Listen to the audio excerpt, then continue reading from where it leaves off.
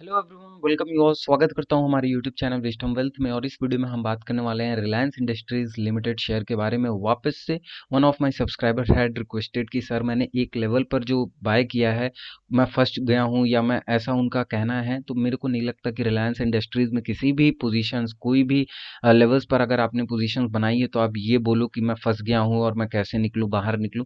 तो ये तो बिल्कुल मत सोचना। अगर सेकंड थॉट आए भी तो इसको निकाल देना। बार बार पोर्टफोलियो को लॉगिन करके देखने की भी जरूरत नहीं है। अगर रिलायंस इंडस्ट्रीज वहां नेगेटिव में शो कर रहा है तो वो रिसेंटली के लिए शो कर रहा होगा। जिस तरीके से डाउन ट्रेंड अभी फेज में वो है, करेक्शन के फेज में है। एक होता है करेक्शन, एक होता है हेल्दी करेक्शन। तो वो एक हेल्दी करेक्शन के फेज में है। जिस तरीके से बैक टू बैक अगर हम देखें, हायर हाई लगाया रहा था अभी, तब तो सबको बहुत अच्छा लग रहा था। लेकिन अब थोड़े से लेवल्स के लिए करेक्शन खाने के वजह से अगर आप सोच रहे हो कि रिलायंस इंडस्ट्रीज लिमिटेड जैसे शेयर्स में अगर कमजोरी आ गई है या हमें अब बेच देना चाहिए, तो मुझे नहीं लगता कि आप स्टॉक मार्केट के लिए सुटेबल हैं।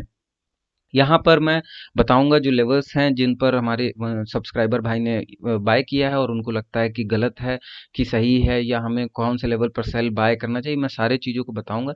लेकिन उससे पहले एक छोटी सी रिक्वेस्ट है कि चैनल को सब्सक्राइब नहीं किया तो प्लीज़ सब्सक्राइब कर लीजिए, बेल नोटिफिकेशन ऑन कर लीजिए, जिससे कि सारे लेटेस्ट अपडेट आपको मिलती रहे। वीडियो भी आप पूरी देखते हो, लाइक भी करते हो, लेकिन आप सब्सक्राइब नहीं करते हो चैनल को, तो कैसे चलेगा। सब्सक्राइब कर लो चैनल को, नोटिफिकेशन बेल ऑन कर लो, तो जिससे कि जो भी मैं लेटेस्ट अपडेट डालता हूँ तो वो आपके सामने आ जाए नोटिफिकेशन के थ्रू और आप उसको देख लें। तो यहाँ पर रिलायंस इंडस्ट्रीज लिमिटेड का मैं थोड़ा सा ओवरव्यू दे देता हूँ शेयर का, प्रीवियस ट्रेडिंग सेशन से रिलेटेड जो भी है। देखिए जो क्लोजिंग हुई है वो है 1929.80 की, लो रहा 1921, हाई था 1956 का और ओपन था 1940.0 का। तो ये था ओपन का। ओपन जो है 1940.50 पर ओपन हुआ था और परसेंटेज वाइज गिरावट जो थी वो है 0.62% की। एनएससी के साइड से ये डेटा है और आपके सामने। अब यहाँ पर देखिए मैं कुछ चीज़ों को बताना चाहता हूँ। पहले तो यहाँ 52 वीक हाई बता देता हूँ कि 2369.35 का यहाँ पर 16 ऑफ सितंबर 2020 को लगाया इसने अपना हाई, लाइफ टाइम हाई। यहाँ पर 23 ऑफ मार्च 20 को 866.98 का यहाँ पर लगाया था इसने लो। ठीक है। अब जिस टाइम लो लगाया था यहाँ पर बहुत लोगों का कहना था कि नहीं अब तो ये जाएगा 500 तक। ठीक है। लेकिन क्या हुआ, वहां से उन लोग को मिल गया धोखा। अब वो जो सेलिंग वाले हैं, जो हमेशा बेरिश वाले रहते हैं, वो हमेशा यही सोचते हैं, उनका सेकंड माइंड थॉट ऐसा ही बना रहता है कि जो मार्केट जब क्रैश होता है तो उनको लगता है नहीं, नीचे ही नीचे चला जाएगा। और सही बात है, यू नेवर नो कि मार्केट कहाँ पर जाके रुकेगा। बट एक अनुमानित जो होता है, अगर स्टॉक को बारे में पता है, शेयर के बारे में पता है आपको कि नहीं इसके अंदर थोड़ा सा स्ट्रेंथ है या इसके अंदर पोटेंशियल है आने वाले टाइम में अच्छा रिस्पांस करने का, तो हमको कोई ना कोई एक बॉटम दिखाई देता है टेक्निकल्स पर, जहां पर जाकर पूरे शेयर का जो भी प्राइस है वो सपोर्ट लेता है।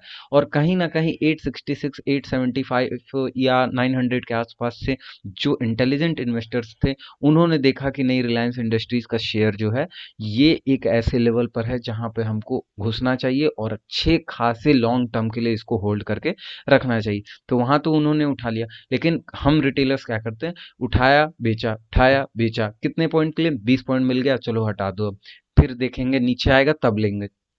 तो अगर आप लॉन्ग टर्म इन्वेस्टर हैं तो ये तो बिल्कुल भूल जाइए।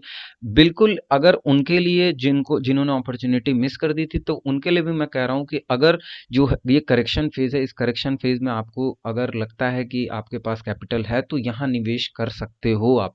क्योंकि आने वाले टाइम में जिस तरीके से ये 10-20 फंडिंग उठाई है रिलायंस इंडस्ट्रीज ने, जियो ने, ये पूरा आउटपुट देने वाला है बहुत ही अच्छे तरीके से नेक्स्ट 2 to 4 ईयर के अंदर। तो ये जब चीज़ें आपके सामने आएंगी, ये जरूरी नहीं कि पेंडेमिक सिचुएशन जो अभी है वो हमेशा बरकरार रहे। कभी ना कभी वैक्सीन आएगी ही, और वैक्सीन ऑलमोस्ट रेडी है, सारे कंट्रीज ने अपनी अपनी वैक्सीन का भी निकाल दिया। तो इसलिए जिन्होंने रख लिया है पैनिक मत करो। बहुत अच्छे लेवल्स पर हैं, जहां पे लिया है वहीं पर रखे रहो। मिलेगा अभी और अपॉर्चुनिटी मिलेगी तो नीचे मैं इवन बोलूंगा कि और हो सकता है तो आप रख लो। लेकिन नीचे कोई भी शेयर जाते टाइम करेक्शन के फेज में हो, चाहे हेल्दी करेक्शन के फेज में हो या करेक्शन के फेज में हो, मैं नहीं बोलता कि हमेशा आप नीचे जाते टाइम ही उसको उठाओ। देखिए हमेशा हमको क्या देखना है, एक रेजिस्टेंस और एक सपोर्ट। तो जब अगर हम रेजिस्टेंस देखते हैं तो रेजिस्टेंस के पास क्या देखते हैं कि हम यहाँ से मार्केट का रिवर्सल देख सकते हैं। सपोर्ट पर क्या देखते हैं कि मार्केट का रिस्पेक्ट करके यहाँ से प्राइस ऊपर भाग सकता है। तो हमको क्या देखना है कि सपोर्ट पर ज़्यादा से ज़्यादा हो सके तो हमको बाइंग उठानी है। अब यहाँ अगर डिलीवरी की बात करें, जो लोग डर रहे हैं कि नहीं मैंने यहाँ पर उठा लिया है 2000 पर या 2021 पर 2100 पर, माफ़ करिएगा 2100 पर, तो उनको डरने की ज़रूरत नहीं है। जिस तरीके से अभी अगर डिलीवरेबल क्वांटिटी आपके सामने है और भी अदर डे के अगर मैं डिलीवरेबल क्वांटिटी की बात करूँ तो यहाँ आपको देखने को मिलेगा कि जो सीएनसी ऑर्डर है यानी कि कैश एंड कैरी, जिन्होंने माल उठाकर और घर ले गए, उनकी कहानी अगर देखी जाए तो क्वांटिटी ट्रेडेड 2 करोड़ 18,45,931, और यहाँ पर उठाया कितनी गए CNC cash and carry 1,24,89,338, approx 57.17%। Approx अगर आप बोले तो यहाँ पे 60% परसेंटेज वाइज अगर बात की जाए तो 60% डिलीवरी देखने को मिल रही है। अब आप सोचो, यहाँ पर कोई भी शेयर की अगर 40% के आसपास भी डिलीवरी देखी जाती है तो उसका मानना है कि वो स्ट्रेंथ है। ठीक है, और मैं ये नहीं बोल रहा कि केवल इन सारे डेटा पर देख के ही आपको बिलीव कर लेना और तुरंत उठाने शुरू कर देना माल। ठीक है, ऐसा बिल्कुल नहीं, किसी शेयर में नहीं करना, अंधाधुन ऐसे ब्लाइंडली किसी पर फॉलो नहीं करना है ना। मेरे पे अपने पहले वॉच लिस्ट में डाल के उसको एनालाइज करो, होमवर्क करो, एंड देन उसके बाद ट्राई करो अपना ही आउटपुट देने का, और विद स्मॉल क्वांटिटी, जहाँ पे आपको जो रिस्क एपेटाइट हो वो कंट्रोल हो, वहाँ पे अगर आपका एसएल भी हिट होता है। देखिए बहुत लोग इन्वेस्टमेंट में एसएल नहीं रखते, मेरा मानना है कि इन्वेस्टमेंट में भी एसएल होना चाहिए। जब लगे एक फेज के बाद, जैसे यस बैंक हो गया या अदर जो भी ऐसे डीएचएफएल हो गए, जब लगे ऐसे कि ये अब इस लेवल से और ज़्यादा गिर सकता है, या एक अपनी एनालिसिस होती है उसके थ्रू आउट अगर आप देखा जाए पूरे चार्ट को, तो वहाँ पर आपको एक एसएल जरूर रखना चाहिए। अब आ जाते हैं अपने थोड़ा सा टेक्निकल पर, देख लेते हैं कि कौन से लेवल पर हमारे सरकार जी ने बाय किया हुआ है और घबरा रहे हैं। तो उनका लेवल है ये 2100 का, 2093 के आसपास उन्होंने बाय किया, एकदम एग्जैक्टली यही पुल बैक पर बाय कर लिया था उन्होंने। ठीक है, अब देखिए होता क्या है कि नो डाउट एक करेक्शन था और एक पुल बैक था, तो ऑब्वियस सी बात है यहाँ पर पुल बैक के बाद एक वापस से सेलिंग देखने को मिलेगी। ठीक, लेकिन एज आई ऑलरेडी सेड कि रिलायंस इंडस्ट्रीज में अगर यहाँ पर जो रैली देखने को मिली, ये पूरी कॉन्टिन्यूअस अगर आप रैली देखो, तो ये रैली देखने के बाद और ये जो करेक्शन आप देखो, तो ये मुझे नहीं लगता कि ये उतना ज़्यादा स्ट्रांग, इवन मैं यहाँ तक के करेक्शन की भी अगर मैं बात करूँ तो कोई ज़्यादा बड़ी बात नहीं होगी, आपको डरना नहीं है।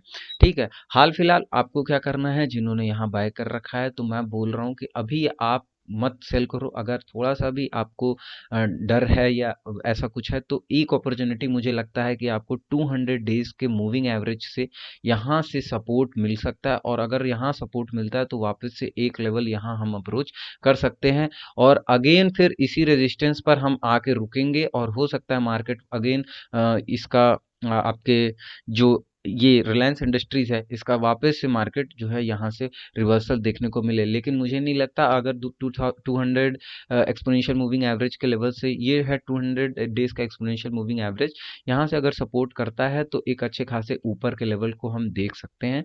ठीक है, पैनिक करके बाय करना सेल करना it's not a good thing in stock market. मुझे लगता है कि आपको थोड़ा सा पेशेंस जरूर रखना होगा, और फिलहाल जिस तरीके से वॉल्यूम जनरेट हो रहा है, मुझे लगता है कि अभी नीचे के लेवल्स और अप्रोच करेंगे, क्योंकि आपकी क्वांटिटी जो है वो ज़्यादा है, और क्वांटिटी ज़्यादा होने की वजह से अगर आप यहाँ से सेल भी करते हो तो यहाँ पे आपको एक छोटा मोटा लॉस तो नहीं बोलूँगा, बड़ा लॉस ही होने वाला है।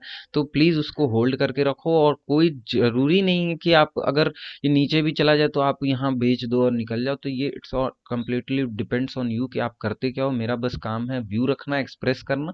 तो मैं बोलूँगा 200 डेज एक्सपोनेंशियल मूविंग एवरेज तक आपको अभी वेट करना चाहिए।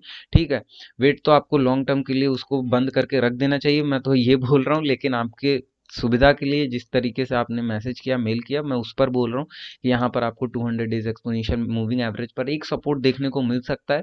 फिर यहाँ से एक बाउंस बैक अगर आता है तो आपको ये लेवल वापस से देखने को मिलेगा। अदरवाइज इफ इट ब्रेक्स, यानी कि 200 डेज का एक्सपोनेंशियल मूविंग एवरेज ब्रेक होता है तो यहाँ पर और भी पैनिक आ सकती है और अच्छे खासे लेवल्स पर यहाँ पर देखने को मिल सकता है नीचे के साइड में रिलायंस इंडस्ट्रीज लिमिटेड। तो इस वीडियो में बस इतना ही। अगर आपकी भी कोई क्वेरीज है तो प्लीज़ मेक श्योर कि आप कमेंट करें और सब्सक्राइब कर लें हमारे चैनल को, जिससे हमको भी मोटिवेशन मिलती रहे और आपके लिए ऐसे ही नए नए वीडियोस आते रहें। धन्यवाद।